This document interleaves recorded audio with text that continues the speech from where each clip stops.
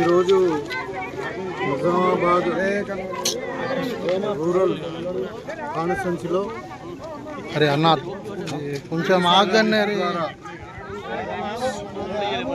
మాసాని చెరువు ద్వారా నిజాం సాగర్ మెయిన్ కెనాల్తో ఇవాళ వాటర్ విడుదల చేయడం జరిగింది. దీనికి దగ్గర రెండో పంటకు మనం ఒక 15,000 ఎకరాలకు నీళ్ళు అందించడానికి ఒక ప్రణాళిక దగ్గర 6 వెట్టింగ్స్ ఒక్కోసారి అంటే 10 రోజులు వాటర్ ఇస్తారు, తర్వాత వారం రోజులు మళ్ళీ గ్యాప్ ఇచ్చి గ్యాప్ వెట్టింగ్ అంటుంది. మొత్తం కూడా 6 వెట్టింగ్స్ కొరకు ఏప్రిల్ 5th వరకు ఒక ప్రణాళిక రూపుదిద్దుకుంది. సో వాటర్ సఫిషియెంట్గా ఉన్నాయి, సో ప్రాబ్లం ఏం లేదు. ఇవాళ మనం మొదటి విడత ఇప్పుడు ఏంటంటే చివరి ఆయకట్టు వరకు పోయి మళ్ళీ పొలాలన్నీ నాటి మడికట్లు బురద వేసి ఇవన్నీ వేసే వరకు కొంచెం టైం పడుతుంది. కాబట్టి మొట్టమొదటిసారిగా ఫస్ట్ ఇప్పుడు ఇవాళ విడుదల చేసిన 14 రోజులు కంటిన్యూగా విడుదల చేస్తారు. ఇంకా అవసరం ఉంటే ఎక్స్టెండ్ కూడా చేస్తాము. ఇక తర్వాత ఒక వారం రోజులు గ్యాప్ ఇచ్చి మళ్ళీ 10 రోజులు ఇస్తారు. వాటర్కి ఏం ప్రాబ్లం లేదు మనకి. ఇప్పుడు మనం పోచంపల్లి నుండి అలీసాగర్ ద్వారా తీసుకుంటా ఉన్నాం. కాబట్టి రెండో పంటకు అష్యూర్డ్ వాటర్ ఇవాళ మనం 15,000 ఎకరాలకు నిజామాబాద్ రూరల్లో 11,000 ఎకరాలు, ఆర్మూర్ కాన్స్టిట్యున్సీలో ఒక 6,000 ఎకరాలకు మనం నీళ్ళు విడుదల కార్యక్రమం ఇలా చేసి ప్రభుత్వం అంటేనే రైతు ప్రభుత్వం. రైతులకు ఇచ్చిన మాట నిలబెట్టుకోవడానికి దేనికైనా మేము సిద్ధంగా ఉంది ఈ ప్రభుత్వం. మొన్న చెప్పినాం ఎన్నికలప్పుడు మేము సన్నవడ్లకు 500 రూపాయలు బోనస్ ఇస్తామని చెప్పినాం, బోనస్ ఇచ్చినాం. ఇలా 25 లక్షల మంది రైతులకు రుణమాఫీ చేసినాం. అదేవిధంగా మరి రైతులకు కావాల్సినటువంటి పనిముట్లు కానీ ఇవన్నీ కూడా సబ్సిడీస్ మళ్ళీ ఇస్తూ ఉన్నాం. రైతు బీమా పథకాన్ని అంటే పంట బీమా పథకాన్ని కూడా ఈ వర్షాకాలం నుండి అమలు పరుస్తూ ఉన్నాం. సో ఇరువరకు మనకు ప్రభుత్వం వచ్చి 1 సంవత్సరం అయింది. ఈ సంవత్సరంలో దగ్గర 56,000 కోట్ల డబ్బును రైతులకు వెచ్చించడం జరిగింది. సో ఇవాళ రైతులు చాలా ఆనందంగా ఉన్నారు. రైతును రాజును చేయడం అంటే ఇదే. ఇవాళ బోనస్ వల్ల తర్వాత రైతుల ఉత్పత్తి కూడా మనకు తెలంగాణలోనే కాకుండా నిజామాబాద్ జిల్లాలో కూడా దగ్గర 12 నుండి 13 లక్షల మెట్రిక్ టన్నులు ఇంతకుముందు కంబైన్డ్గా కూడా కాకపోతుండే అంతకంటే ఎక్కువ ఇలా వరి పంట నాణ్యం వచ్చింది. దానికి కారణం ఒకటి రైతుల యొక్క కృషి, రెండవది సకాలంలో వర్షాలు పడడం, మూడవది ప్రభుత్వం కూడా ఈ ప్రణాళికాబద్ధంగా నాణ్యమైన కరెంటు విద్యుత్ సరఫరా చేయడము, నాణ్యమైన విత్తనాలు ఇవ్వడము, నాణ్యమైన ఎరువులు ఇవ్వడము, మరి మార్కెట్ గ్యారంటీ ప్రతి గింజను మేము కొంటాము, అది కూడా 500 ఇచ్చి బోనస్ ఇచ్చి కొంటామని చెప్పడం వల్ల ఇలా వరి సాగు విస్తీర్ణం విపరీతంగా పెరిగి ఇది భారతదేశంలోనే నంబర్ 1 స్థాయికి ఎదిగినటువంటి తెలంగాణ. సో ఇవాళ అంటే వరి కాకుండా వేరే పంటల వైపు కూడా అన్ని మళ్లించడానికి కూడా మనం పత్తి కానీ అన్ని రకాల పంటలకు కూడా ఇంకా ఏది మినిమం సపోర్ట్ ప్రైస్ ఇచ్చి మళ్ళీ ఇంకా వాళ్ళకి ప్రోత్సహించాలని చెప్పి ప్రభుత్వం ఆలోచిస్తూ ఉంది. మొన్న మీకు అందరూ కూడా తెలుసు అసెంబ్లీ సమావేశాలలో ఆ రోజు ఎన్నికల్లో మేము చెప్పినాం ఈ ధరణి వల్ల ధరణిని తీసుకుపోయి బంగాళాఖాతం కలుపుతాము, అది ప్రతి ఒక్క కుటుంబానికి ఎఫెక్ట్ అయింది. ఇది ప్రతి పేదవాడు ప్రతి భూమి ఉన్న రైతు ప్రతి వానికి ఎఫెక్ట్ అయింది. దీని ధరణి అన్నది కేసీఆర్ ఫామ్ హౌస్లు తయారు చేసింది కాబట్టి దీంట్లో ల్యాండ్ కుంభకోణం బాగా జరిగిందని చెప్పి ఆ రోజు ఎలక్షన్లో చెప్పడం జరిగింది. ఇవాళ కొద్దిగా ఆలస్యమైనప్పటికీ మరి అన్నీ కూడా సమగ్రంగా చర్చించి ఇక్కడ అంటే మనకు జిల్లా స్థాయిలో కూడా అందరితో రైతులతో మాట్లాడి ఒక కమిటీ వేసి ఆ కమిటీ రిపోర్ట్ ద్వారా ఇలా భూభారతి చట్టాన్ని మేము తేవడం జరిగింది. దాంట్లో ముఖ్యంగా ఈ సాదా బైనామాకు సంబంధించినటువంటి భూములన్నింటినీ కూడా రెగ్యులరైజ్ చేయడము, అదేవిధంగా మరి పార్ట్ బి ధరణిలో పార్ట్ బి ఉండింది. పార్ట్ బి అంటే అసైన్డ్ భూములు, ఫారెస్ట్ భూములు, శిఖం భూములు, దేవాదాయ భూములు, వక్సు భూములు, ఇనాం భూములు ఇలాంటి ఏదైతే పార్ట్ బిలో ఉన్నాయో అవన్నింటినీ కూడా సమగ్రంగా మరి అవసరం ఉంటే మోక పంచనామా చేసి మొత్తం కూడా వీటిని కూడా రెగ్యులరైజ్ చేయడానికి ప్రభుత్వం సిద్ధంగా ఉంది. సో ఏ సమస్య ఉన్నా ఇవాళ ఈవెన్ గ్రామాలలో చాలా జాగాలో గ్రామ కమటం భూములు అంటాం, గ్రామం మీద ఉన్న భూములు వాటికి టైటిల్ లేదు. సో దాన్ని కూడా మనము ఇలా రెగ్యులరైజ్ చేసుకొని గ్రామ పంచాయతీకి ఇవ్వడమా లేకుంటే ఇంకా దేనికి మన గ్రామ డెవలప్మెంట్ కమిటీకి ఇవ్వడమా దేనికన్నా పబ్లిక్ యూటిలిటీ కొరకు ఇవ్వడానికి దానికి కూడా టైటిల్స్ ఇవ్వడం జరుగుతూ ఉంది.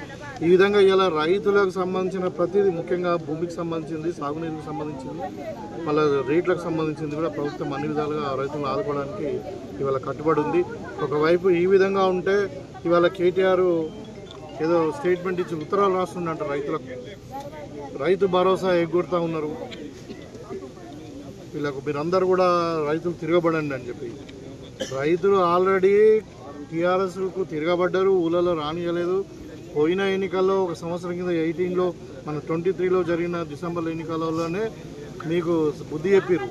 అయినా బుద్ధి రాకుంటే మళ్ళీ మొన్న జూన్లో జరిగిన ఎన్నికలలో కూడా డిపాజిట్లు కూడా రాలేదు ఈ టీఆర్ఎస్ ప్రభుత్వానికి. మళ్ళీ ఇంకా ఏదో మాట్లాడుతూ ఉన్నారు. ఇవాళ రైతు భరోసా మీద కూడా మీకు అందరు కూడా తెలుసు, మనకు అసెంబ్లీలో ఒక రోజంతా చర్చ జరిగింది.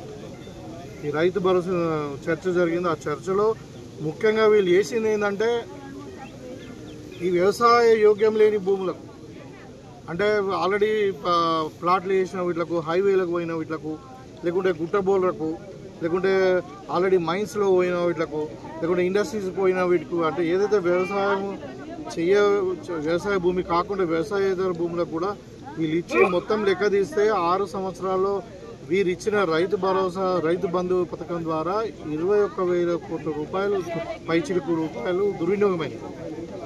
మా ఉద్దేశం ఏంటంటే ప్రభుత్వం రైతులను ఆదుకుందాం, కానీ యోగ్యమైన భూమి ఎంత ఉన్నది, మరి ఎవరు పంట పండిస్తున్నారు. ఇప్పుడు జీవోలో ఎట్లా ఉందంటే రైతు బంధు జీవోలో ఇది వ్యవసాయ పెట్టుబడి భూములకు ఎట్లా ఇస్తారు. ఇవాళ మేము ఇవ్వడం వల్లనే వ్యవసాయం విస్తీర్ణ పెరిగిందని మాట్లాడుతూ ఉన్నారు. అది వ్యవసాయ భూమే కాదు.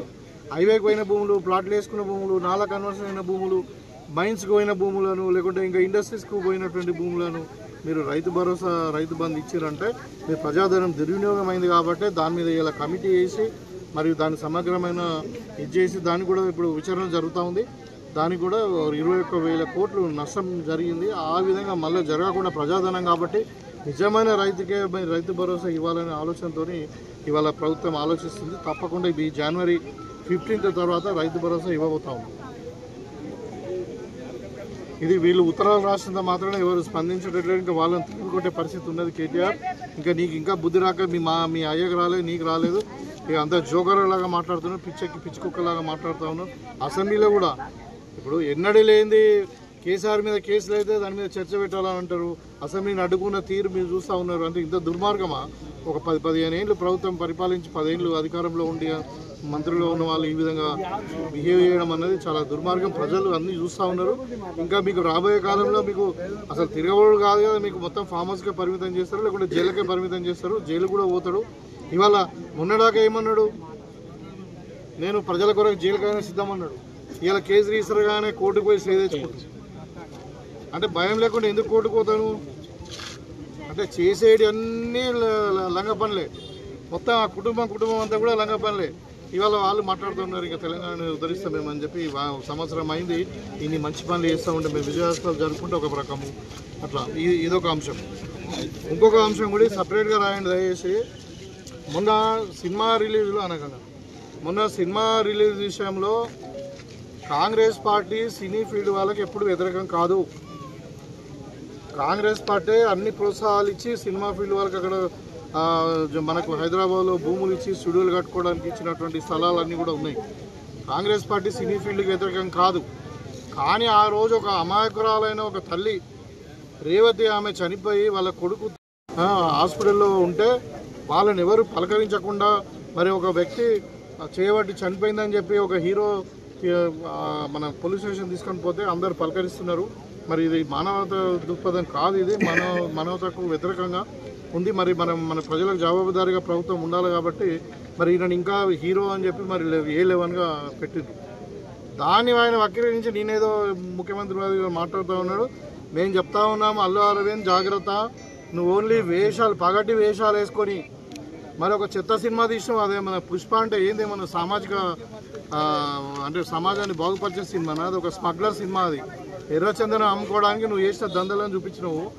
నువ్వు మా ముఖ్యమంత్రి మాట్లాడితే ఖబర్దార్, నువ్వు ఆంధ్రోడివి, ఆంధ్రోడ్లాగానే ఉండి ఇక్కడ బతకడానికి వచ్చినావు. నేను ఒక ఎమ్మెల్యేగా, రూలింగ్ పార్టీ ఎమ్మెల్యేగా మాట్లాడుతూ ఉన్నాను. ఇవాళ మీకు ఇచ్చిన గౌరవాన్ని ఉంచి ఇక్కడ వ్యాపారం చేసుకోండి. కానీ మా ముఖ్యమంత్రి గారి మీద మాట్లాడినా ఇంకేదో నీకు ఉన్నది ఏందా? నువ్వు పగటి వేషగాడివి, డబ్బులు ఖర్చు పెట్టి డబ్బులు సంపాదించుకునే వ్యాపారస్తుడి. నువ్వు ఈ సమాజానికి ఏం చేసావు? నీ గౌరవం ఇవ్వాలి. ఇవాళ చనిపోయిన వ్యక్తిని పరామర్శించే పెట్టరు, మీరు వ్యాపారం చేసుకొని బతకండి అంతే. మీ కాంట్రిబ్యూషన్ ఏముందా తెలంగాణకు?